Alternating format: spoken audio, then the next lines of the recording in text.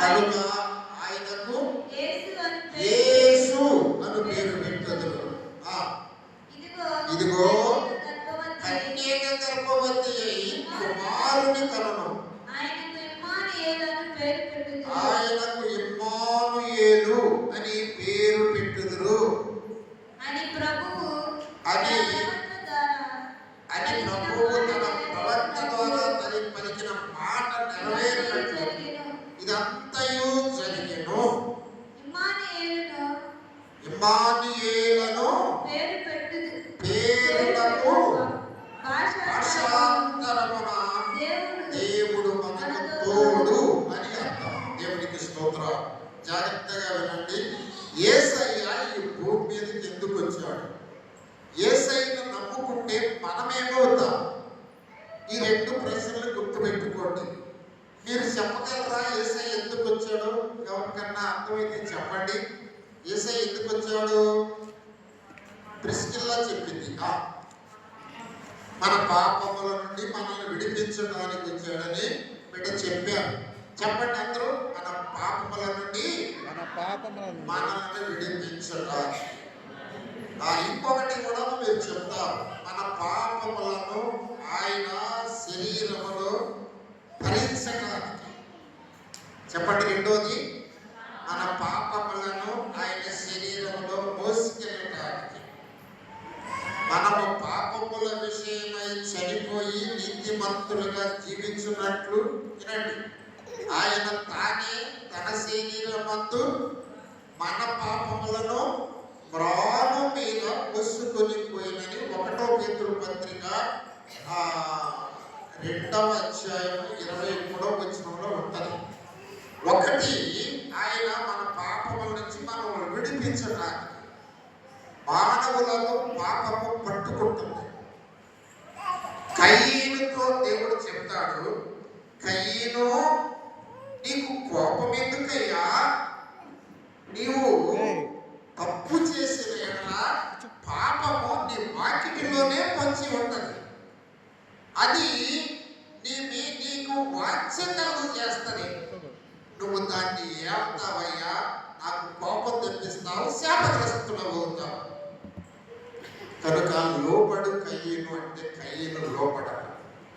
మానవ జీవితం, మానవ కుటుంబం, దేవుని సంఘం ఒకే ఒక్క మాట మీద ఆధారపడి ఉంటుంది.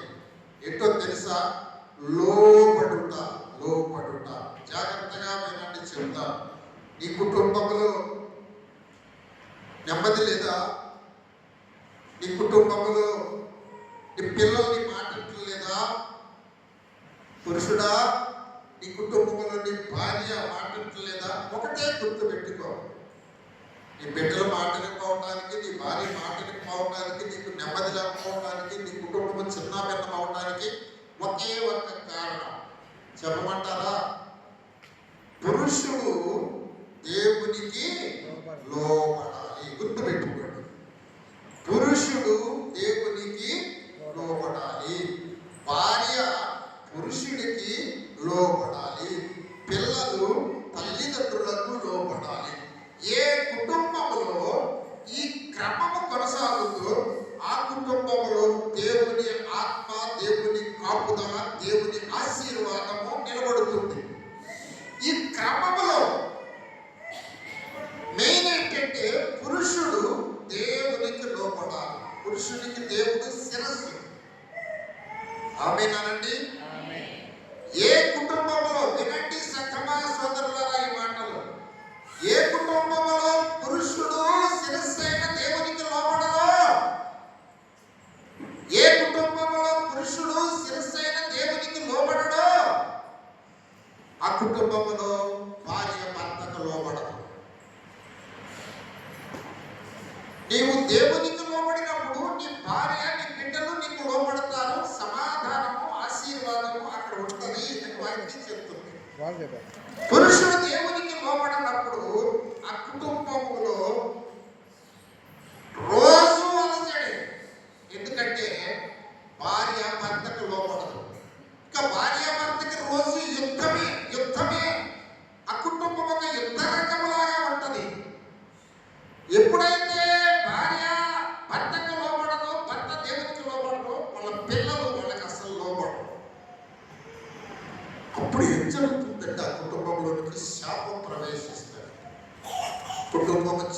భిన్నమైపోతుంది. బిడ్డల భవిష్యత్తులు పాడైపోతాయి. త్రాగుబోతులుగా, తిరుగుబోతులుగా, రౌడీలుగా వాళ్ళు అవడానికి కారణం ఒకే ఒక్క మాట చెప్తున్నాడు ఒక దైవ సేవకుడుగా, నువ్వు లోబడటంలా పురుషుడా. అందుకే నీ కుటుంబంలో శాప వేలుబడి చేస్తుందని వాక్యం చెప్తుంది. ఓకే, మన పాపముల నుండి ఆయన విడిపించడానికి యేసయ్య లోకానికి వచ్చాడు. ఓకే, రెండవది మన పాపములను భరించడానికి ఆయన ఈ లోకానికి వచ్చాడు. మూడవది కూడా చెప్తాను, మనలను నీతిమంతులుగా మార్చడానికి లోకములోకి వచ్చాడు. ఎలాగా అది చెప్తాను నేను, మీకు జాగ్రత్తగా వినండి. నాలుగవది మనకు దేవుడు తోడుగా ఉండటానికి లోకములోకి వచ్చాడు. హల్లెలూయా చెప్పండి. అది ప్రవక్తలు ప్రవచించారు. ఆమె ఒక కుమారుని కనును, తన ప్రజలను వారి పాపముల నుండి ఆయనే రక్షించును కనుక ఆయనకు యేసు అని పేరు పెడతారు. ఆయన ప్రజలను వారి పాపముల నుండి ఆయన మాత్రమే రక్షిస్తాడు. ఆయన ప్రజగా నువ్వు లేకపోతే నీ పాపముల నుండి నీవే రక్షించుకోవాలి. నీ పాపము నిన్ను ఎంతవరకైనా తీసుకెళ్ళవచ్చు. నీ పాపము నీకు ఎంత శిక్ష అయినా నీకు, నీ బిడ్డలకు, నీ కుటుంబానికి వేయవచ్చు సోదరుడా. దావీదు అంటాడు, తల్లి గర్భములోని నేను పాపములో పుట్టాను, పాపములో పెరిగాను. దేవా, విశ్వాసంతో నా పాపాన్ని తుడిచివేయి అంటాడు. వినుచుండా ప్రియమైన తల్లి, ప్రియమైన తండ్రి, నా ప్రియమైన సహోదరులారా, ఒక్కసారి ఆలోచించాలని మనం చేస్తూ ఉన్నాం. నిజముగా కుటుంబ యజమానుడు గాని దేవుడికి లోబడి, దేవా నీ బిడ్డగా బ్రతుకుతాను యేసయ్యా అని నువ్వు చెప్పగలిగితే, వాక్యం చెప్తున్న 128వ కీర్తనలో, యెహోవా యందు భయభక్తులు కలిగి ఆయన త్రోవల యందు నడుచువారు అందరూ ధన్యులే. కానీ నీవు ధన్యుడవు యజమానుడా. నీవు లోబడితే నీ లోగిట నీ భార్య ఫలించు ద్రాక్షావల్లి వలె ఉంటుంది. నీవు దేవునికి లోబడితే, నీవు దేవుని భయభక్తులు కలిగి ఉంటే, నీ కుటుంబంలో నీ భార్య దుఃఖముతో విలపించడానికి, నీ కుటుంబంలో నీ భార్య భర్తలకు సమాధానం లేకపోవడానికి కారణమిదే. నీవు లోబడటంలా దేవునికి. యెహోవా యందు భయభక్తులు గలవారు అందరూ ఆశీర్వదించబడతారు. కానీ కుటుంబంలో నీవు ధన్యుడవు కావాలంటే ముందు కుటుంబ యజమానుడు దేవునికి లోబడినప్పుడు అతనికి ఒక లోగిలి ఏర్పడుతుంది. 2 సెంటున్నర కాదు, ఒక లోగిలి, ఒక 10 సెంట్లలో ఒక లోగిలి. తన బిడ్డలను మనవసంతానం విస్తారంగా వాళ్ళు ఆడుకోవటానికి చాలా లోగిలి. ఈ లోగిలిలో నీ భార్య ఎలా ఉంటుందో తెలుసా? దుఃఖముతో ఉండదు. ఏమంటే ఎలా ఉంటుంది? ఫలించు ద్రాక్షావళి. ఆ కాయలు ద్రాక్ష పుత్రులతో కలకలలాడుతుంటే ఎలా ఉంటుందో అలా ఉంటుంది. నీ భోజనం బల్ల చుట్టూ నీ పిల్లలు ఎలా ఉంటారో తెలిసినట్టు ఒలీవ మొక్కల వలె ఉంటారు. ఒక మాట చెప్తా, ఒలీవ మొక్కకు చావు లేదు. ఈ లోకంలో అన్ని మొక్కలు చచ్చిపోతాయి, కానీ ఒలీవ మొక్కకు సాగు లేదు. నోవహు దినాలలో అన్ని మొక్కలు మునిగిపోయినాయి. నోవహు పౌరాయిని పంపించినప్పుడు ఆ పౌరాయికి దొరికింది ఒలీవ ఆకు. అది తీసుకొచ్చి నోవహుకి ఇచ్చింది. నీ బిడ్డలు అకాల మరణాలు చెందరు, యాక్సిడెంట్లతో చనిపోరు, నీ బిడ్డలు అన్యాయంగా బలైపోరు. యజమానుడా, నీవు లోబడితే, నీవు యెహోవాను భయభక్తులు కలిగి ఉంటే, నీ లోగిట నీ భార్య ఫలించు ద్రాక్షావల్లి వలె ఉంటుంది. నీ భోజనపు పళ్ళ చుట్టూ నీ పిల్లలు ఒలీవ మొక్కల వలె ఉంటారు. నీవు నీ పిల్లల్ని చూస్తావు. యెహోవా యందు భయభక్తులు గలవారు ఇలాగూ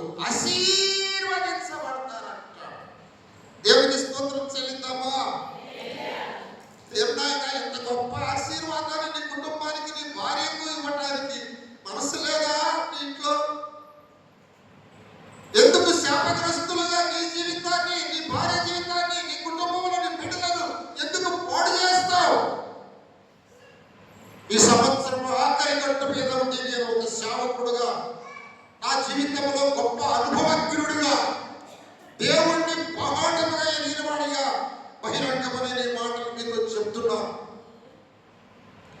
ఓకే, కనుక దేవుడు ఎంత భయభక్తులు కలిగి ఉంటే రెండవది ఏంటంటే ఆయన నీ పాపాలన్నీ ఆయన భరిస్తాడు, నీ కుటుంబ పాపాలు ఆయన భరిస్తాడు. ఎందుకంటే దేవుడు నీకు తోడుగా ఉంటాడు. హల్లెలూయా, హల్లెలూయా. యోసేపు తోడుగా ఉన్నట్టుగా తోడుగా ఉంటాడు, యోసేపుకు తోడుగా ఉన్నట్టుగా తోడుగా ఉంటాడు, దావీదుకు తోడుగా ఉన్నట్టుగా తోడుగా ఉంటాడు. నీ తల వెంట్రుకల్లో అన్ని ఆయన లెక్క పెట్టి జాగ్రత్తగా చేస్తా ఉంటాడు. ఓకే, ఇప్పుడు 4 విషయాలు చెప్పాను. నువ్వు దేవుని యందు భయభక్తులు కలిగి దేవుని లోపడేటువంటి యజమానుడు అయితే నీ కుటుంబం అద్భుతముగా ఫలిస్తుంది. ఆశీర్వాదాన్ని చూస్తావు, మానవ సంతానం యొక్క ఆశీర్వాదాన్ని కూడా చూస్తావు. లేకపోతే శాపం ఏలుబడి చేస్తుంది, ఖచ్చితంగా ఏలుబడి చేస్తుంది. దుఃఖం మిగులుతుంది, నీకు నిరాశ మిగులుతుంది, నిస్పృహగా నీకు మిగులుతాయి.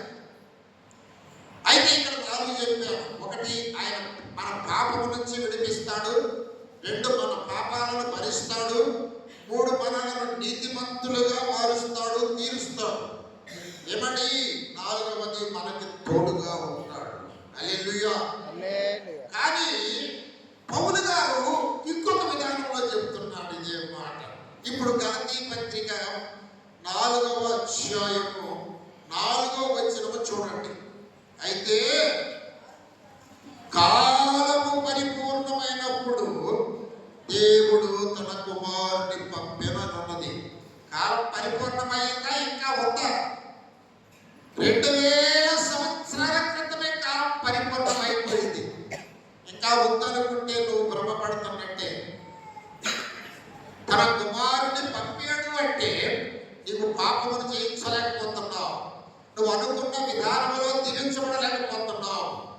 ఏమంటే కోట్లు సంపాదించినటువంటి కోటాను కోట్లు సంపాదించిన ధనవంతుల శరీరాలు ముక్కలై పట్ట మనం చూస్తున్నాం.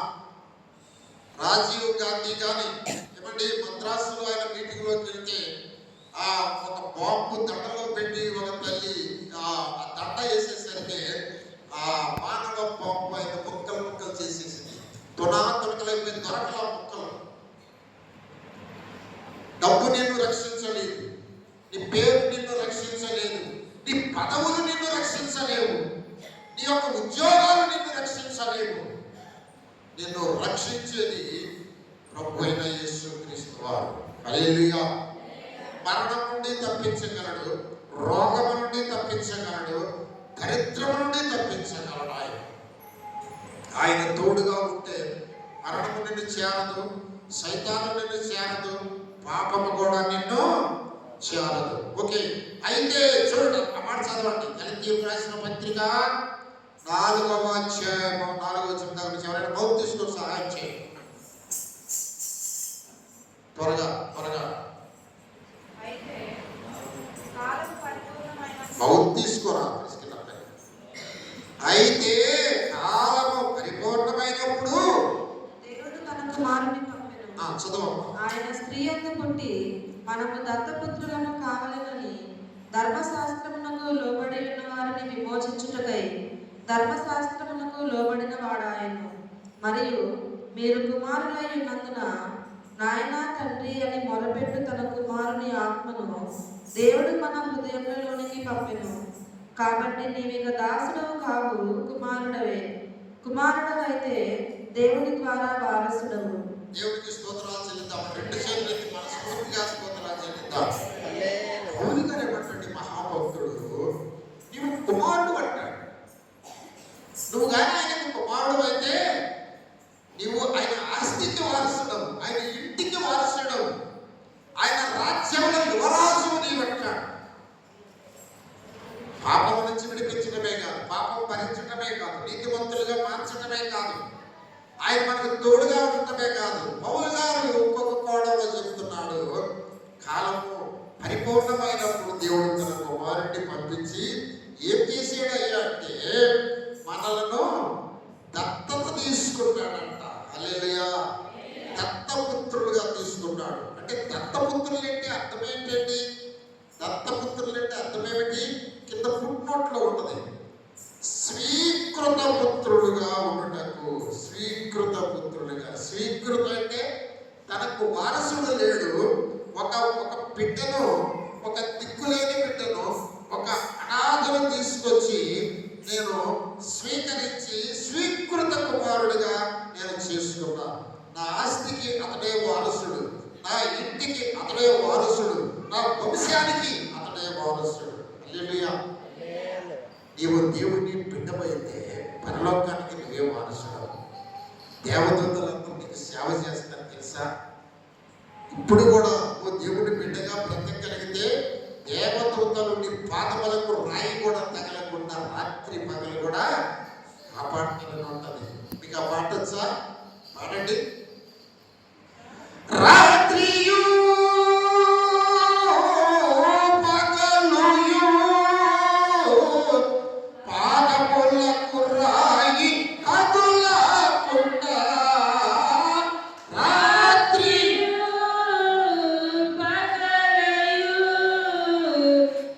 రోమీయులకు రాసిన పత్రిక 8వ అధ్యాయంలో యేసయ్యను జన్మను గురించినటువంటి అద్భుతాలు ఎన్నో ఉన్నాయి. మనము జాగ్రత్తగా ధ్యానిస్తే ఆ 8వ అధ్యాయంలో ఆయన చేసిన అద్భుత కార్యాలు, ఆయన మన జీవితంలో, మానవ జీవితంలో ఆయన ఆత్మానుసారంగా మనం నడిస్తే ఏం జరుగుతుందో చాలా వివరంగా పౌలు గారు చెప్పాడు. మొదటి నుంచి చదవండి, రోమా 8:1 నుంచి. కాబట్టి ఇప్పుడు క్రీస్తు యేసునందున్న వారికి ఏ శిక్షా విధియు లేదు. దేవునికి స్తోత్రం. హల్లెలూయా చెప్పండి. క్రీస్తు యేసునందు ఉండటం అంటే ఏమిటి చెప్పండి? క్రీస్తు యేసునందు ఉండటం అంటే ఏమిటి? రోమీయులకు రాసిన పత్రిక 6వ అధ్యాయము 2-3 వచనాలు ఒకసారి చూడండి. అక్కడ చాలా స్పష్టంగా చెప్పాడు. చదవండి త్వరగా. ఎవరైనా పాపము విషయమై చనిపోయిన మనందరము ఇక మీదట ఎలాగూ దానిలో జీవించుదుము. పాప విషయమై చనిపోయిన మనము ఇక మీదట ఎలాగూ అందులో జీవించుదుము. క్రీస్తు యేసులోనికి బాప్తిస్మం పొందిన మనమందరము క్రీస్తు యేసులోనికి ఎవరిలోనికి పొందా? బంగాళాఖాతంలోనిక, బంగాళాఖాతంలోనిక, కుంటలో నీళ్ళలోనిక, కాలంలో నీళ్ళలోనిక, నీ బాప్తిస్మము క్రీస్తు యేసులోనికి తీసుకొని పోయింది నిన్ను. హల్లెలూయా. నేను కర్రోడిని, నేను ఈ చొక్కాలు వేసుకునేసరికి తెల్లండి అయిపోయాను. ఎట్లా పడుతుంది? నా నలుపు కనపడుతుంది, తెలుగు కనపడుతుంది. క్రీస్తు యేసులోనికి బాప్తిజం పొందిన నేను కనపడకూడదు. ఎవరు కనపడాలి? నేను ధరించుకున్న నా ప్రభువు కనపడాలి. ఓ హల్లెలూయా. దేవుని బిడ్డ, నీవు క్రీస్తు యేసులోనికి బాప్తిజం పొందావు కనుక నిన్ను చూసిన వారు నిజం ఎట్లా ఉంటాడు యేసు క్రీస్తు అంటే ఎట్లా ఉంటాడు, ఈ వ్యక్తిలాగా ఉంటాడు, ఈ వ్యక్తిలో ప్రేమ, ఈ వ్యక్తిలో నీతి, ఈ వ్యక్తి ప్రవర్తన యేసుక్రీస్తు లాగానే ఉందమ్మా. అలా చెప్పుకోవాలి. క్రీస్తు యేసులోనికి బాప్తిజం పొందిన మనమందరము ఆయన మరణంలోనికి బాప్తిజం పొందాము. చదవమ్మా. ఆయన మరణంలోనికి బాప్తిస్మం పొందితమని మీరు ఎరుగరా? కాబట్టి తండ్రి మహిమ వలన క్రీస్తు మృతులలో నుండి ఎలాగో లేపబడెనో అలాగే మనమును నూతన జీవం పొందిన వారమై నడుచుకున్నట్లు మనము బాప్తిస్మము వలన మరణంలో పాలు పొందుటకై ఆయనతో కూడా పాతి పెట్టబడితిమి. ఎలా నూతన జీవము పొందిన వారమై నడుచుకోవాలంటే ఆయనలోనికి వెళ్ళిపోయిన తర్వాత మన జీవితం ఎలా ఉండాలంటే నూతన జీవం పొందిన వారిలాగా ఉండాలి. ఇప్పుడు ఒక మాట నేను మీకు చూపిస్తాను చూడండి ఒకసారి. ఎఫెసీ పత్రిక 2వ అధ్యాయము 12 నుంచి కొన్ని మాటలు చదవమ్మా. ఎఫెసీ పత్రిక 2వ అధ్యాయం 12వ వచనం దాని నుంచి. ఆ కాలములో ఇశ్రాయేలుతో సహపౌరులు కాక పరదేశులను, వాగ్దాన నిబంధనలు లేని పరజనులను, నిరీక్షణ లేని వారును, లోకమందు దేవుడు లేని వారునై ఉండి క్రీస్తుకు దూరస్తులై ఉండిరని మీరు జ్ఞాపకం చేసుకొనుడి. అయినను మునుపు దూరస్తులైన మీరు ఇప్పుడు క్రీస్తు యేసునందు క్రీస్తు రక్తము వలన సమీపస్తులై ఉన్నారు. ఆయన మన సమాధానమై ఉండి మీకును మాకును ఉండిన ద్వేషమును అనగా విధిరూపకమైన ఆజ్ఞలు గల ధర్మశాస్త్రమును తన శరీరమందు కొట్టివేయుట చేత మధ్య గోడను పడగొట్టి మన ఉభయులను ఏకము చేసెను. అక్కడ విధి రూపకమైన అభివృద్ధి చదువు. విధి రూపకమైన ఆజ్ఞలు గల ధర్మశాస్త్రమును తన శరీరమందు కొట్టివేయుట చేత మధ్య గోడను పడగొట్టి మన ఉభయులను ఏకం చేసెను. ఇశ్రాయేలీయులు మనల్ని కూడా యాగం చేశారట. వాళ్ళు అబ్రహాము సంతానము, వాళ్ళు ధర్మశాస్త్రము గలవారు, వాళ్ళు మోసే ఆజ్ఞలకు లోబడి బ్రతికిన వారు. వారు కానాను స్వాస్థ్యాన్ని అందుకుంటారని అబ్రహాముకు వాగ్దానం ఇచ్చిన వాగ్దాన జనాంగం వారు. మనమండి అక్కడ అంటాడు, ఆ కాలం ముందు నువ్వు దేవుడి దగ్గరికి రాకముందు, దేవుడిని ఎరగక ముందు నీ ఇష్టాన్ని నెరవేర్చుకుంటూ నీ తాత ముత్తాతల విగ్రహారాధన దయ్యములను కొలుస్తూ ఇష్టానుసారంగా వ్యభిచరిస్తూ దాసులుగా దిక్కు లేక తినడానికి తిండి లేక ఉండడానికి ఇల్లు లేక కట్టడానికి బట్ట లేక దేశాలు తిరుగుతూ ఉన్నప్పుడు అకాలమందు ఇశ్రాయేలీయులతో సహపౌరులు కారు మీరు, పరదేశులు. ఏమండి, వాగ్దానం లేదు మీకు, నిబంధన లేదు, నిరీక్షణ లేదు, అస్సలు మీకు దేవుడే లేడు. అలాంటి మిమ్ములను ధర్మశాస్త్రము లేకుండా మీరే ధర్మశాస్త్రంపై మీ ఇష్టానుసారంగా ఆడింది ఆట, పాడింది పాట, బ్రతికింది బతుకు, తాగింది తాగుడు, తింటుంది తింటూ ఇలా బ్రతుకుతున్నటువంటి మిమ్ములను ఇశ్రాయేలీయులతో సహపౌరులుగా చేశాడు. ఓకే, హల్లెలూయా. ఎలా చేశాడయ్యా అంటే, ఇప్పుడు రోమా పత్రిక 8వ అధ్యాయం 2-3 వచనాలు చదవమ్మా, జాగ్రత్తగా వినండి. క్రీస్తు యేసునందు జీవమునిచ్చు ఆత్మ యొక్క నియమము పాప మరణంలో నియమం నుండి నన్ను విడిపించెను. చదవ అక్కడ, క్రీస్తు యేసునందు జీవమునిచ్చు ఆత్మ యొక్క నియమము. ఈ మాట పట్టుకోట్రా. ఆత్మ యొక్క నియమం అంటే ఏంటి? ఆత్మ యొక్క నియమం అంటే ఏంటమ్మా చెప్పు, జెస్సీ. ఆత్మ యొక్క నియమం అంటే ఏంటి? కొన్ని శరీరం యొక్క నియమం అంటే చెప్తా. అమ్మ, మీ నాన్న చక్కని అబ్బాయి చూశారు, పెళ్లి నిర్ణయించారు, మాస్టర్ గారు ఇచ్చాడు. అమ్మ, పెళ్లి కూతురు అమ్మ నాన్న రమ్మన్నారు, ఆయన పెళ్లి కొడుకు అమ్మ నాన్న రమ్మన్నారు, చేతులు పెట్టిమన్నారు, పట్టించారు. ఇప్పుడు చెప్పండి అమ్మా అంటారు, వాగ్దానం చేస్తారు. ఏమని? కష్టమందును, బాధ ఎందును, వ్యాధి ఎందును, ఎట్టి పరిస్థితుల్లో నిన్ను నేను వీడువను అంటాను. ఆత్మతో చేశారా, శరీరంతో చేశారా? ఒక 2 సంవత్సరాలు గడిచిన తర్వాత ఇక ఉంటుంది, బాబోయ్ ఎంత కుటుంబంలో ఎంత రకంగా. ఎందుకని వాళ్ళు శరీరానుసారంగా బ్రతుకుతున్నారు, శరీర నియమానికి లోబడి బ్రతుకుతున్నారు. అక్కడ ఆ క్రీస్తు యేసునందు జీవమునిచ్చు ఆత్మ నియమము పాప మరణ నియమాల నుంచి నన్ను విడిపించింది. ఈ మాట గుర్తుపెట్టుకోండి. మనలో ఉన్న నియమం ఏంటంటే పాపము చేసి మరణమయ్యే నియమం. ఒకవేళ నీకు ఉద్యోగం వచ్చింది, ఏ ఉద్యోగం? రోజుకు నెలకి 3 కోట్లు ఉద్యోగం వచ్చింది. ఆ అబ్బాయి కారణం వల్ల ఉద్యోగం పోయింది. నువ్వేమంటావు ఇప్పుడు? ఇంటికాడికి మర్యాదగా కొడుకుకి అంటుందో నేను మగవాడిని చేయడం అంటాడు. అప్పుడు నువ్వేమంటావు? పిస్కి అంటావా? పిస్కి అంటావా? నియమము, శరీర నియమము.